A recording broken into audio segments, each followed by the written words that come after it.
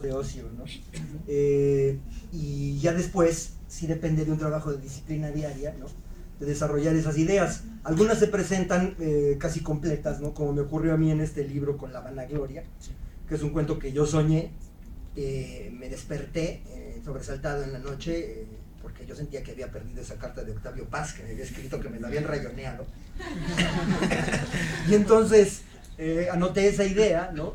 Y más tarde la escribí. En cambio otros tuvieron un largo proceso de alejamiento. Concretamente El Converso es un cuento que me estuvo dando vueltas 30 años en la cabeza, y un día platicando con mi hija se me ocurrió cómo continuarlo, ¿no? Sí, cómo resolverlo, ¿no? Yo casi siempre prefiero tener ya resuelto en la imaginación el cuento antes de ponerme a escribirlo, ¿no? Porque creo que es muy angustioso trabajar a veces un mes que puedo tardar en un cuento largo, ¿no? Y después no saber cómo terminarlo, ¿no? Entonces prefiero ya tenerlo resuelto, porque además creo que puedo planearlo mejor, ¿no? Esto va en contra desde luego de las recetas que han tenido otros cuentistas, ¿no? Como Cortázar, por ejemplo, que Cortázar decía que el cuento tenía que escribirse de una sentada, sin tenerlo resuelto en la cabeza, sino dejarse llevar por la inspiración del momento y demás. Yo creo que cada quien tiene su manera de matar cucarachas, y lo de Cortázar es muy válido para él, pero creo que hay otras maneras también de escribir, ¿no? Claro que sí. Y claro, estamos hablando de escribir cuentos, pero tú nos presentas hoy un libro de cuentos.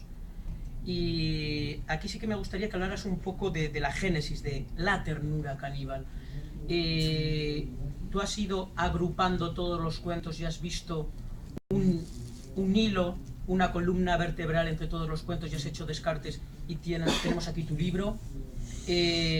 O tenías unos cuantos y has visto que había realmente, y luego hablaremos de esos ejes que tiene el libro, y dices, voy a escribir algunos más sobre estos aspectos que son y están en común en todos estos cuentos, y armo un libro. ¿Cómo se ha ido armando el libro? Cuando yo llevaba 4 o 5 cuentos, me di cuenta que en varios de ellos sí tenían ese común denominador de la lucha por el poder dentro de la pareja, ¿no? Relaciones conflictivas, tortuosas, ¿no? En donde la entrega amorosa de pronto se empieza a convertir en deseo de dominación, ¿no? Y entonces empieza a prevalecer el egoísmo, ¿no? Sobre el deseo de darle algo a la pareja, ¿no? Y entonces me di cuenta de que por ahí podía ser la columna vertebral del libro, aunque no todos los cuentos corresponden exactamente a esa temática, ¿no? Porque hay otros que están fuera de eso, como por ejemplo El Manco Rodríguez, La Vanagloria, ¿no? Pero creo que pero hay una atmósfera, ¿no? Hay una atmósfera común que creo que es lo que les da unidad, ¿no? Sí. Y sobre todo una unidad de tono y de estilo, ¿no? La ironía, el humor cruel, que creo que es como el sello no solo de este libro, sino prácticamente de todo lo que he escrito. Sí. Mira, has dicho ahora el estilo, y claro, el cuento, y esto es uno de los temas que también quería tocar más tarde, pero ¿vale? Has nombrado antes trama, nombras ahora estilo, el género como cuento colindante un poco de la novela, colindante de la poesía. Hay autores de cuentos que priman muchísimo la trama, lo que se cuenta, la narración en sí misma. Y hay algunos que buscan un cuento más de atmósfera, con un privilegio en torno al poder de la palabra, con un trabajo muy exclusivo en torno al estilo. En cambio, tú has conjugado perfectamente un cuidadísimo estilo, y por otro lado sí que tienes ese cuento de 20 páginas, que se acerca, creo yo, más a tu faceta de novelista. Los cánones de los cuentos están para destruirlos, básicamente. Se habla mucho de la palabra justa, pero ¿qué es la palabra justa en un cuento, no? Un cuento justo puede ser un cuento de 4 o 6 páginas de Carver a modo Chekhov, o puede ser un cuento magníficamente relatado de 20 páginas. ¿Cómo logras ese equilibrio de las 20, 22, 24 páginas, ese mantenimiento formal y estilístico tan excelente? Porque el libro de verdad se lee magníficamente bien, sin problema, con una maravilla de fluidez. ¿Cómo mantienes ese equilibrio? Porque no es normal verlo tampoco. Bueno, yo trato de meterme desde las primeras líneas de un cuento en el alma del personaje, ¿no? Aunque no sea siempre cuentos narrados en primera persona, ¿no? aunque sea también narrado en tercera. Pero creo que eso es muy importante porque cuando el lector se convence de que un personaje está vivo, ¿no? Entonces hay más probabilidades de que tenga interés en continuar la lectura de un cuento, ¿no? Sí creo que tiendo más bien a ese cuento de atmósferas, ¿no? Digamos que hay una famosa poética narrativa, ¿no? Que fue la de Henry James, que eso tenía que es más importante en la narrativa mostrar que contar, lo cual tal vez sería un poco contraproducente para el cuento, ¿no? Porque mostrar obliga a extenderse, ¿no? Mientras que contar anécdotas de una manera sucinta, ¿no? Sería lo más adecuado para el cuento. Pero yo creo que cuando uno no muestra, cuando no ve cómo se da la química de las pasiones dentro de un personaje, ¿no? Sí. Entonces esos personajes no cobran verdadera existencia. Por eso yo sí prefiero hacer estos cuentos un poco más extensos, ¿no? Porque mi prioridad es crear esos personajes complejos, ¿no? Y contar alrededor de ellos historias impredecibles. Generalmente tratan el momento en que un personaje cambia de una manera definitiva, ¿no? Los parteaguas existenciales que hacen que una persona ya no vuelva a ser la misma, para bien o para mal.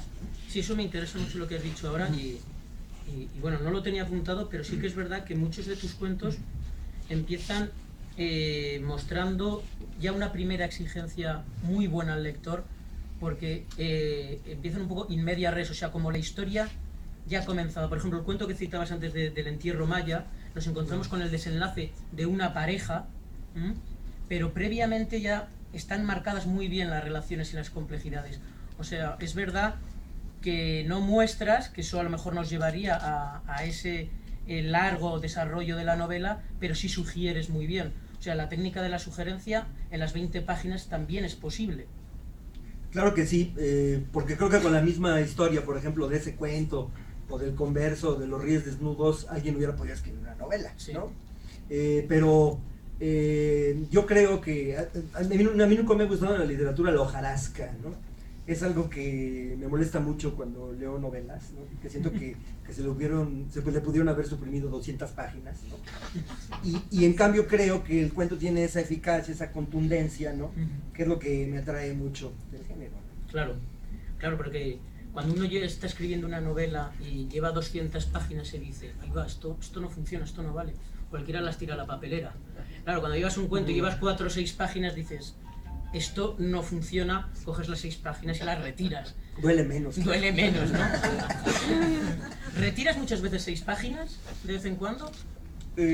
Sí, bueno, lo que pasa es que yo tengo un proceso muy lento de muchas correcciones, ¿no? Sí. La computadora nos lo permite, ¿no?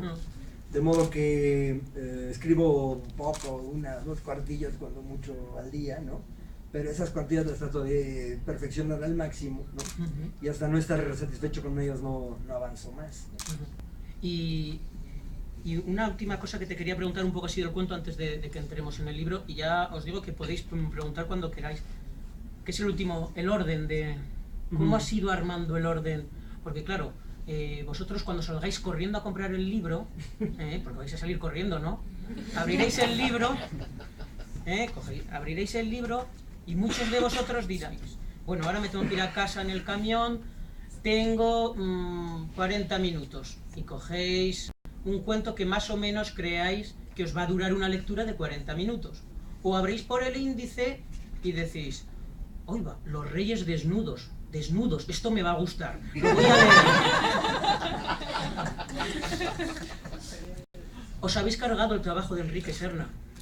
Enrique ha hecho un orden y ha trabajado. A ver, podéis leer por donde queráis, ¿Quiénes vamos a ser nosotros para decir cómo se va a poder leer un cuento? Pero hay un orden sugerido por el autor. Muchas veces, y es muy aconsejable por su extensión, la relectura y lectura del cuento es muy buena. Os van a sugerir muchas veces cosas enriquecidas la segunda y tercera lectura de un mismo cuento. Eso es realmente importante. Lo podéis leer primero en orden y luego leéis Los Reyes Desnudos, que es el que tanto os interesa. El orden, volvamos al orden. ¡Orden! Bueno, mi criterio en este caso fue alternar los cuentos más extensos con otros un poco más breves, que fueran como un descanso para el lector. También alternar los cuentos con protagonistas femeninas y con protagonistas masculinos, ¿no? Y el otro fue alternar también los cuentos que están escritos en primera persona y los que están escritos en tercera, ¿no? Sí. De modo que el lector vaya teniendo variedad, ¿no? Y no sienta que empiezan a repetirse los recursos, ¿no? Eso es, lo demás pues es intuición, como creo que qué historia puede enganchar más que otra, ¿no? Y pues traté de que el libro en ese sentido estuviera equilibrado, ¿no?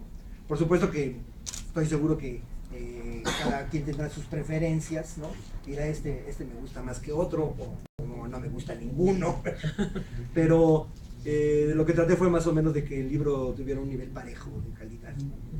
Sí, porque además el libro abre un poco con el escenario que nos vamos a encontrar, y ahora hablaremos de ello, de esas parejas, ese punto de egoísmo que luego además puede derivar en soledad, puede derivar en locura casi, como en Cierro Maya, y acaba con un monólogo que además es yo creo que La Incondicional era el cuento que tenía que cerrar, ¿no? Sí, me gustó cerrar con él porque era un cuento breve, ¿no? Sí, es el más breve. Un monólogo dramático, que es un género que yo he cultivado en otros libros anteriores míos, como Amor de Segunda Mano. Hay un cuento ahí, El alimento del artista, o como La tienela del orgasmógrafo, ¿no? Casualmente siempre narrados por mujeres o por travestis, ¿no? Y que creo que terminaba con un do de pecho, ¿no? Es un cuento obviamente que está muy cercano al lenguaje teatral, ¿no? Sí. De hecho, cuando presenté el libro en México hicimos una pequeña dramatización, yo en el papel del enfermo, mudo, ¿no? Con una actriz que hizo el papel de esta mujer que le lee la cartilla en el lecho de muerte, sí, ¿no? Al personaje.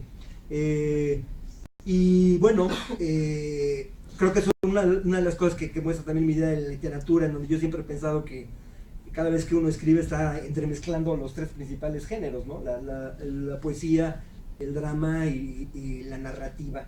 No hay ningún género puro, ¿no? Porque una novela que fuera, o un libro, un cuento que fuera pura fabulación, ¿no? Pues sería una sinopsis, ¿no? Igual hay que emplear siempre recursos del lenguaje poético, recursos del lenguaje dramático, y creo que el arte de narrar consiste en cómo los mezcla el autor, ¿no? O sea, que te situarías en ese margen de lo híbrido, ¿no?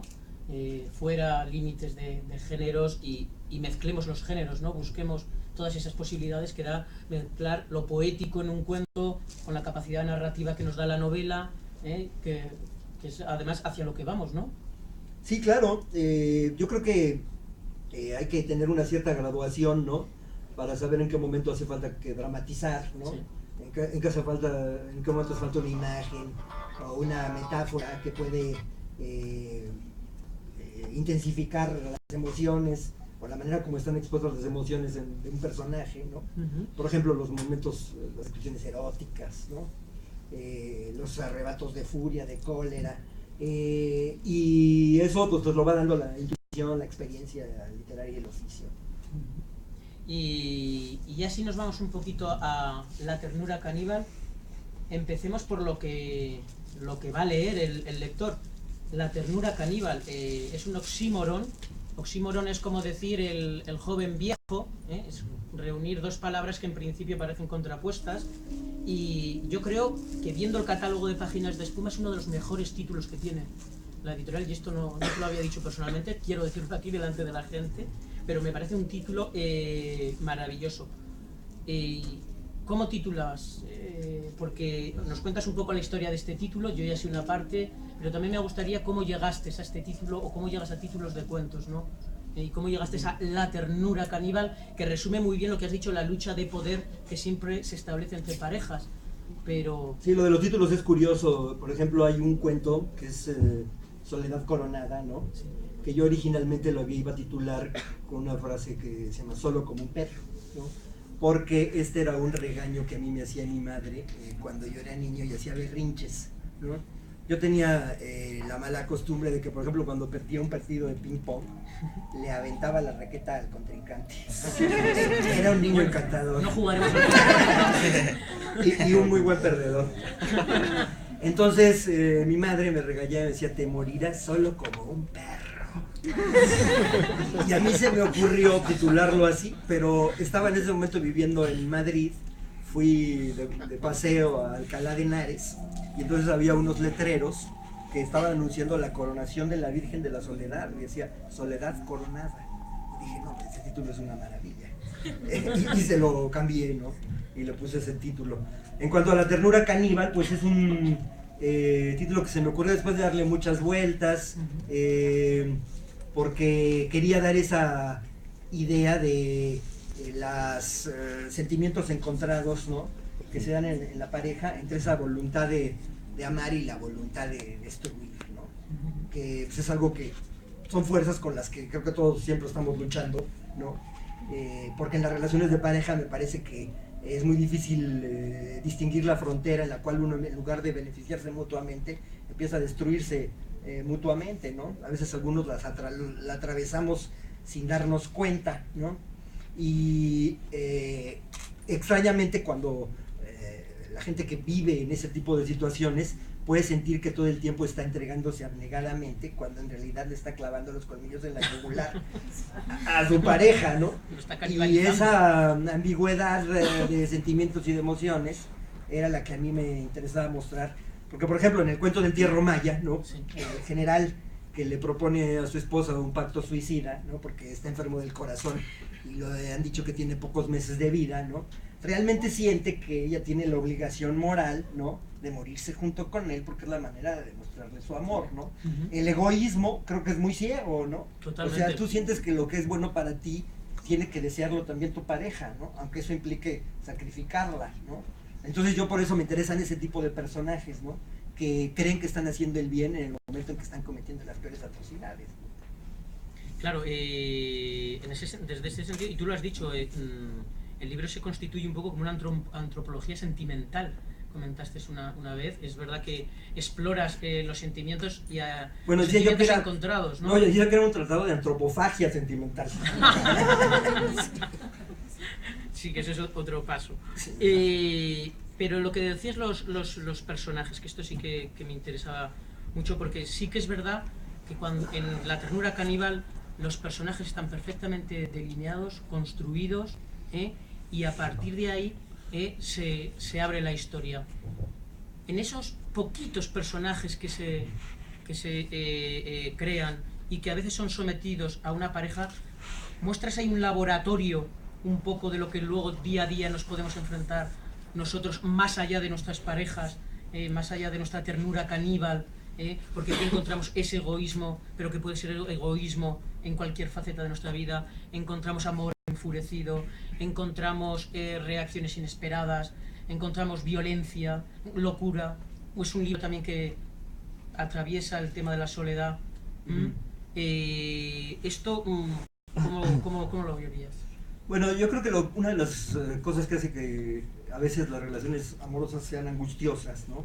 Es que tememos que al entregarnos demasiado a la pareja dejemos de ser nosotros mismos, o sea, que se desintegre nuestra personalidad, ¿no? Eso creo que lo sabe cualquiera que haya estado muy enamorado, ¿no?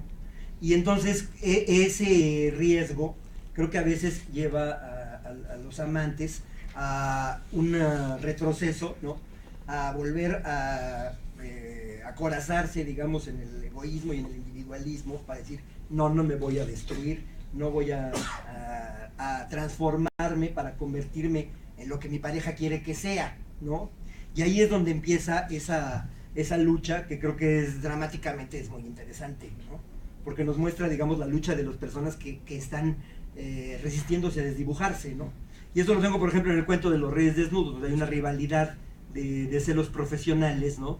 Entre dos artistas que más o menos corresponden a lo que llaman en Francia los bohemians bourgeois, ¿no? Los bobos, que es este tipo de diletantes, ¿no? Que tienen una situación económica muy desahogada y que se dedican a las artes un poco por hobby, ¿no? Por pasatiempo, pero también deseosos de tener ese estatus o ese prestigio cultural que da el arte, ¿no? Y que a veces los ricos codician, ¿no? Y entonces la manera como ellos son una pareja que se desprecia mutuamente como artistas, ¿no? A pesar de que sí se quieran como pareja, ¿no? y que tengan una relación incluso muy apasionada carnalmente hablando, ¿no? Entonces, lo que va contando ese cuento es cómo esos golpes que se dan en cada uno al ego del otro, ¿no? Van destruyendo, ¿no? La única obra en realidad valiosa que ellos han construido, ¿no? Que es el hijo que ella está esperando.